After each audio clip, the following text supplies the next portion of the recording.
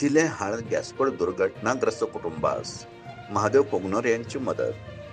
तिलेहाळ तालुका दक्षिण सोलापूर येथे नुकत्याच झालेल्या म्हाळप्पा धायगुडे यांच्या घरात अचानकपणे झालेल्या गॅस दुर्घटनेत त्यांची पत्नी व लहान मुलगा मयत पावले व आगीत पूर्णपणे घर जळून भस्मसात झाले आहे. या दुर्घटनेची माहिती MK फाउंडेशनचे अध्यक्ष महादेव कोगनोरे यांना मिळताच तत्परतेने त्यांनी कुटुंबाला मानसिक आधार देऊन आर्थिक मदत केली.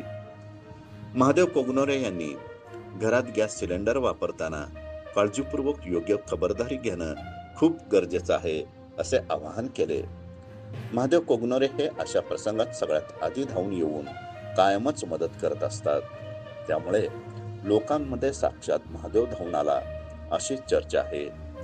या प्रसंगी गावचे सरपंच गणेश जाधव, उपसरपंच सीताराम धायगुडे, ग्रामपंचायत सदस्य संदीपान धायगुडे, सुनीता चव्हाण, गजेंद्र धायगुडे, पोलीस पाटील शशिकांत चोपडे, बाबुराव धायगुडे, हिराचंद राठोड, प्रकाश धायगुडे, सिद्धराम शिंदे, अशोक धायगुडे, प्रथम वावरे, रमेश चव्हाण, गणपती चोपडे, अमोल करे, लक्ष्मण बनगर, ज्ञानेश्वर वावरे, शिवा धायगुडे, विठ्ठल मुसके आदी उपस्थित होते.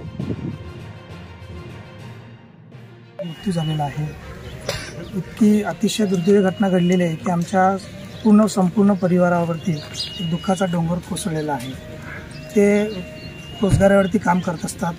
रोजगार आर्थिक परिस्थिती इतकी बिकट परिस्थितीतून ते वाटचाल संसार आपला करत असताना सुद्धा यशे देवानी एक काळाचा महिमा म्हणा किंवा त्यांची दुर्दैव की त्यांच्या नशिबामध्ये असे भोग आले परत त्यांचं घर उभारणी करण्यासाठी सुद्धा त्यांच्याकडे ताकद नाही.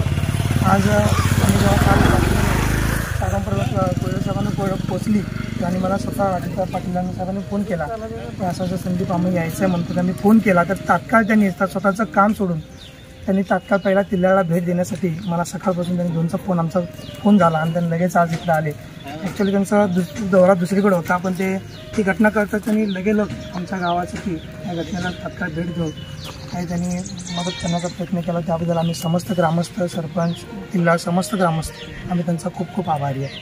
अशाच पत्रकारांच्या माध्यमातून सुद्धा तुम्ही शासनाच्या प्रशासनासुद्धा तुम्ही प्रयत्न करावा असं आम्ही सर्वच ग्रामस्थांच्या वतीने आम्ही तुम्हाला विनंती